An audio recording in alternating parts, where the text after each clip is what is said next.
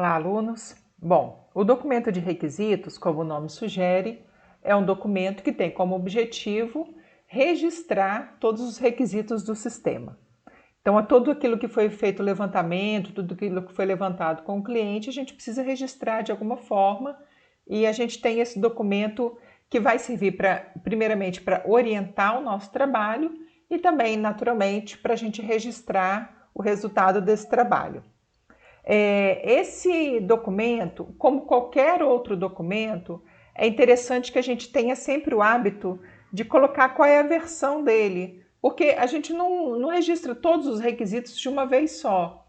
Então, eventualmente, esses requisitos passam por uma revisão com o cliente ou por a própria equipe, e a gente vai criando versões diferentes desse documento e para depois saber cadê a informação que estava aqui. Está na versão anterior e essa é uma versão nova. Então, isso é uma boa prática para a gente documentar o nosso trabalho de desenvolvimento. Esse documento de requisitos também, como qualquer outro documento, é importante que a gente informe qual é a equipe que desenvolveu. E aqui, como a gente falou sobre versões, que a gente descreva aqui qual é a versão. Então, a data que foi feita aquela versão, qual é a versão, o que foi feito e quem foi a pessoa responsável. Isso aqui faz parte da boa prática de todo desenvolvedor de sistema, ter esse registro. Bom, aqui o índice do nosso documento, e aí a gente vai então já partir direto para identificar para falar um pouquinho sobre cada elemento desse documento. A primeira parte é uma introdução ao documento, não é uma introdução ao sistema que você está desenvolvendo, é uma introdução ao documento. Então, qual é o propósito desse documento de requisitos? O próprio documento, esse template que a gente tem, já traz esse texto, a gente não precisa alterar absolutamente nada. A única observação diz respeito ao nome do sistema. Então, esse documento destina-se aos clientes, etc., envolvidos no desenvolvimento do sistema denominado, e aqui então você vai descrever, informar qual é o nome do sistema que você está desenvolvendo. Bom, aí chegamos no item 1.2, onde a gente ainda está fazendo uma introdução a esse documento. O item 1.2 fala sobre o escopo do produto, ou seja, o que esse produto, que esse software que você vai desenvolver, em que ele trabalha, qual é o ambiente que ele está atacando. Então, você tem uma situação, problema, e você tem uma missão, ou seja, uma solução computacional para esse problema. Então, é isso que você vai descrever bem sucintamente. Qual é o problema? Então, muito cuidado se você for começar a descrever o problema e você começar a relacionar o problema. Então, pode ser que você você não esteja definindo bem qual é o problema, ou talvez você esteja abrindo demais, ou então você já descrever, que em vez de descrever qual é o problema, você já descrever a solução. Então, você dizer, por exemplo, esse software vai fazer uma venda online. Não, isso não é um problema. Isso já é uma missão do produto. O problema é que talvez as vendas estão caindo, a empresa precisa se posicionar melhor no mercado. Esse é o problema, uma necessidade. A empresa precisa manter a sua posição de mercado. Então, esse é o problema. Como que você vai resolver esse problema? Qual é a missão desse software, então? Permitir vendas online, tá? Então, basicamente isso. A concepção do sistema. Quais são os métodos que vocês usaram para obter as informações que estão contidas nesse documento de requisitos? Vocês fizeram uma etnografia, fizeram entrevistas, questionários, brainstormings? Como que vocês chegaram a esses requisitos? Então, é bom que vocês descrevam um pouquinho mais. Foi feita uma entrevista com o gerente, com o dono, Então, isso deve ser dito, né? Deve ser descrito com um pouquinho mais de detalhe aqui. Convenções, termos e abreviações.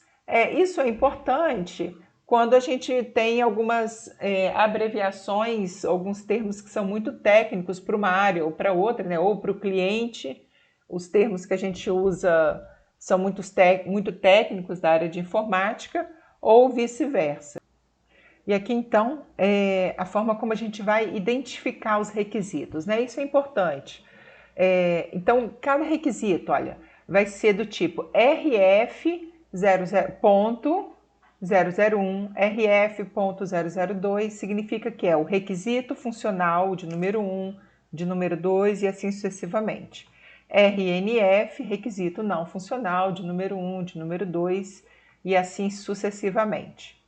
Então, quando você definir, você já vai usar esse padrão de nomenclatura, de identificação, e isso fica claro para o cliente aqui. Também, uma outra convenção que a gente vai usar é qual é a prioridade desse requisito. Se ele é um requisito essencial, se ele é muito importante, né? Se ele é um requisito importante ou se ele é um requisito desejável. Por quê? Porque na hora de se houver algum conflito entre requisitos, aquele que é essencial vai sobrepor naturalmente aquele que é importante ou que é desejável, né? E numa necessidade de diminuir o escopo do sistema, a gente já sabe quais os requisitos que vão ser implementados numa versão 2.0 do sistema, ok? Item 1.5 diz respeito às referências de algum documento que está sendo usado para a produção desse documento de requisitos. Por exemplo, se eu estiver fazendo um sistema para controlar um sistema acadêmico para o IFES, eu sei que eu tenho um documento que é importante, que é o ROD. Então, esse documento deve estar relacionado aqui, deve estar escrito, olha, o ROD do Instituto. Tá? Não precisa transcrever para cá, nada não, só dizer quais são os documentos. O item 1.6 é uma visão geral, então já está pronto aqui também. Tá? Lembrando que a gente vai fazer parcialmente esse documento, porque ele vai ser completo, vai se completar mais para frente um pouquinho. Então, item 2 é a descrição geral. Quais são? O primeiro ponto que a gente vai descrever é quem são os usuários do nosso sistema. Então, o item 2.1, quem são os usuários do sistema? Então, você tem 10 usuários, 5 usuários, você vai relacionar todos eles aqui e vai fazer uma breve descrição sobre cada um deles. Depois, você vai fazer uma referência sobre a abrangência e sistemas similares ao seu. Essa abrangência, ela tem uma função muito importante aqui para a gente. O que a gente vai precisar descrever aqui? Quais são os principais problemas sob o ponto de vista do cliente e como que ele está resolvendo esse problema hoje? Então, ele tem uma situação problema. Como que ele está resolvendo hoje? Primeiro, quais são as suas causas? Por que aquele problema está acontecendo? Como que ele está resolvendo hoje e como que você espera solucionar? Então, vamos a um exemplo. Qual é o problema? Queda nas vendas. Esse é o problema. Como que ele está... qual é a causa dessa queda das vendas? Olha, a causa da queda das vendas é que a gente está no momento de pandemia e a loja precisa ficar fechada com muita frequência, está tendo lockdown, está tendo diminuição aí das vendas, né? As pessoas estão vindo procurar menos. Como que isso está sendo resolvido atualmente? A gente está usando o Instagram para promover, o WhatsApp para promover. E qual é a solução que vocês esperam, que os usuários esperam, então? Poder fazer as vendas online. Tá? Então, o problema não é fazer uma venda online, é não ter uma venda online. O problema é a diminuição na queda das vendas, ou a gente pode dizer também uma falta de visibilidade, né, por parte dos clientes da nossa loja, dos nossos produtos. Então, você tem que entender bem qual é a importância que aquilo ali tem para o seu usuário. Tá? Não adianta você achar que determinado problema é maior, o problema B é maior do que o problema A. O que importa é que o cliente ache que o problema A, por exemplo, é maior e, portanto, precisa ser atacado primeiro, né, com maior urgência. E aí você vai listar sistemas que são similares aos seus. Por quê? Porque você já pode ter uma solução pronta para isso, e aí você tem que convencer o cliente. Por que vale a pena ele comprar o seu sistema e não comprar o sistema do concorrente? Por que vale a pena ele investir no sistema seu e não do concorrente? Então, é importante que vocês conheçam sistemas similares. Item 2.3, vocês vão falar sobre suposições e dependências. O que vem a ser isso?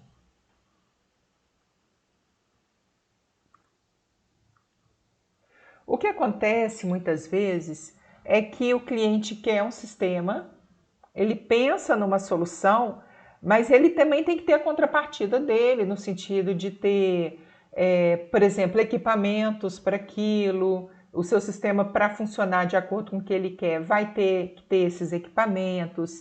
Ele vai ter, por exemplo, ele quer vender tudo da loja no sistema, mas o seu sistema precisa ter fotos de qualidade. Então, a necessidade que ele fotografe item por item com uma qualidade, que ele contrate eventualmente um profissional para isso, né? Porque isso vai impactar diretamente, já que ele quer aumentar as vendas.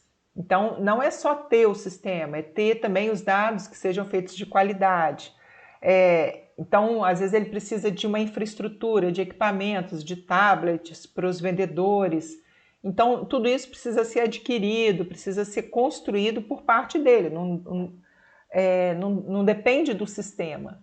Então, são suposições e dependências que o sistema tem para poder funcionar bem. A suposição significa, se ele não tiver as fotos dos produtos prontas, ele vai ter que mandar fazer essas fotos, né? Se ele não tiver o hardware, então a gente não vai poder garantir que seja feita nesse formato, e por aí vai. Bom, chegamos então no item 3, que são propriamente os requisitos. A gente vai fazer uma listagem dos requisitos. Primeiro, os requisitos funcionais e depois os requisitos não funcionais do sistema. Em relação aos requisitos funcionais, tá aqui, olha, a sigla que a gente está usando, ó, RF 01, 02, 03 e aí sucessivamente. E aqui é prioridade, se ele é essencial, se ele é importante ou se ele é desejável. Então, aquilo que a gente colocou lá em cima, a gente está usando aqui. Quando é um requisito que é essencial, é interessante que a gente escreva assim, ó, é necessário que o sistema faça determinada coisa. Se ele é um requisito importante, a gente vai dizer, é importante que o sistema faça tal coisa assim, assim. E se for desejável, é desejável que o sistema faça tal coisa assim. Então, você já induz, pela própria forma como você define o requisito, qual é a prioridade que ele tem. E aí você vai descrever cada um dos requisitos e vai organizar, para efeito mais de controle, né? Os requisitos que são de manutenção de cadastro, de processos de negócio e os requisitos que são de relatórios, consultas, né, que são entrada, processamento e saída do seu sistema, então, tá? Esses 3 grupos aí. Isso fica mais fácil depois para você, na hora de desenvolver, na hora de se organizar e até na hora de identificar se falta alguma coisa, ok? E aí não quer dizer que cada requisito vai ser um caso de uso ou vai ser uma funcionalidade do sistema. Então, isso não tem nada a ver. Você pode dizer, por exemplo, que é necessário que o sistema permita dar desconto na venda. Tá? Então, isso é uma etapa dentro da venda. Ok? Então, e é importante também, por exemplo, que o sistema, vamos supor, aqui eu digo que é necessário que o sistema calcule a comissão do vendedor. Então, para isso, eu já tenho que pensar, olha, então meu sistema precisa cadastrar os vendedores. Então, para isso, meu sistema precisa emitir um relatório das comissões dos vendedores, né, daqueles produtos vendidos. Agora, a gente vai falar, então, dos requisitos não funcionais. São os requisitos que descrevem os aspectos não funcionais do nosso sistema, ou seja, aquilo que o sistema precisa fazer, mas não é um atendimento a uma funcionalidade do ambiente, mas é uma estrutura que o ambiente precisa prover para que aquela funcionalidade seja executada da melhor forma possível. Tá? Então, por exemplo, requisitos de segurança. O login, por exemplo, requisito não, olha, identificação, requisito não funcional de segurança 01. Um exemplo, o usuário deverá efetuar o login no sistema para poder realizar as operações de manutenção de cadastro. Tá? Então, eu tenho uma operação aqui de cadastrar produto. Tá? Só poderá, isso é um requisito de segurança, só poderá cadastrar os produtos quem tiver previamente cadastrado e autorizado a fazer isso. Tá? Então, fazer o login não é uma funcionalidade do sistema, não é um objetivo do meu sistema, mas traz segurança para o meu sistema. Requisitos de interface. Então, tudo aquilo que for de interface, eu vou descrever aqui. Por exemplo, uma venda simplificada em no máximo 3 passos, a interface usando as cores padrão, a interface com acessibilidade e por aí vai. Requisitos operacionais. Dizem respeito muitas vezes a elementos que o cliente nem tem noção, né? Por exemplo, desenvolvido em C#. O cliente nem sabe qual é a linguagem que você está desenvolvendo. Então, vai ter que ser desenvolvido em uma arquitetura em 3 camadas ou em camadas e etc. Então, são questões operacionais do sistema, de suportabilidade do sistema, que é muito importante, que vai ajudar a gente na manutenção depois, no reuso e etc. Tá? E quem vai trazer muito sobre esses requisitos operacionais é a própria equipe. Requisitos de confiabilidade do nosso sistema. Tá? Então, por exemplo, que ele esteja disponível 24 horas por dia, 7 dias por semana, não pode permitir que fique fora do ar mais do que 1 hora por dia ou por semana. Então, isso tudo são requisitos de confiabilidade. Tá? Se uma operação foi interrompida no meio, ela pode voltar. Então, o cliente, por exemplo, ele inicia uma sessão, até quanto tempo que aquela sessão pode ficar ativa, se ela ultrapassar determinado tempo, ele tem que fazer login de novo. Então, tudo isso são operações que a gente precisa pensar em relação ao nosso sistema, ok? Então, esses são os pontos que fazem parte desse documento de requisito. Não quer dizer que toda etapa de requisito esteja centrada só nesse documento. Se a gente olhar lá no nosso índice, vamos voltar lá. Desculpa, aqui na visão geral fala que a seção 4 apresenta o diagrama de caso de uso. É algo que a gente vai fazer mais para frente, tá?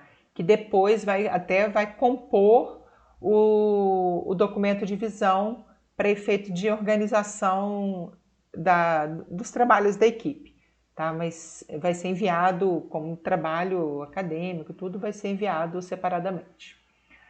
Ok? Bom trabalho então a todos.